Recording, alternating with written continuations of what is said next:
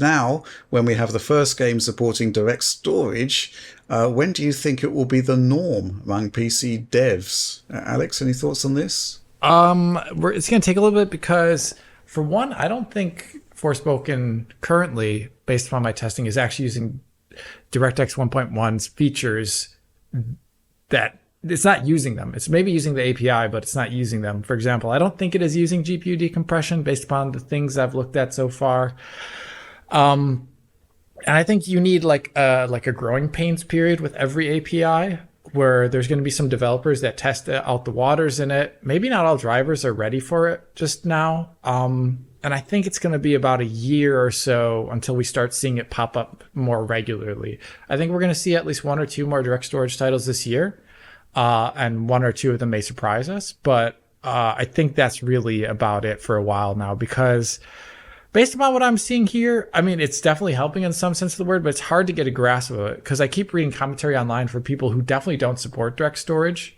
Like they're playing from Windows 10 and like a SATA SSD, where it would basically get almost like not too much, and they're still loading the game in seconds. So I think a lot of Forspoken's love here and the why it's loading so quickly is not down to direct storage necessarily, and their presentations show this even, but it's more just down to how they arted the game and how they essentially got rid of the CPU bottlenecks that occur during normal loading.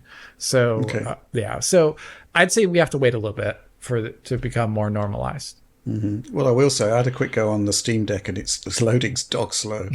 So yeah. Obviously, you'd expect that. Mm-hmm. Apparently, just opening the map is bad. Where it just it takes like 15 seconds to open the map, and then another 15 seconds to get back to gameplay.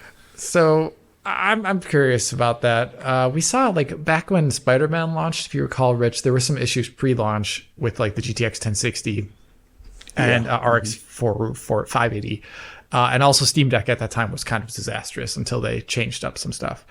I'm curious if this title also is evidencing certain things, because I've been noticing when I turn the camera on a mid-range part, I'm also seeing frame time drops that I usually don't expect to see in like a normal game. Usually like when you turn the camera in a game, unless you're looking at some drastically different looking area, the performance is pretty normalized. But in this game, I'm noticing that when you turn the camera, performance automatically kind of dips pretty heavily, and then when you stop moving, it goes up again.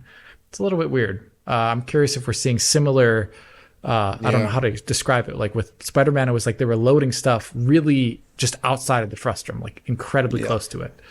Right. We'll see.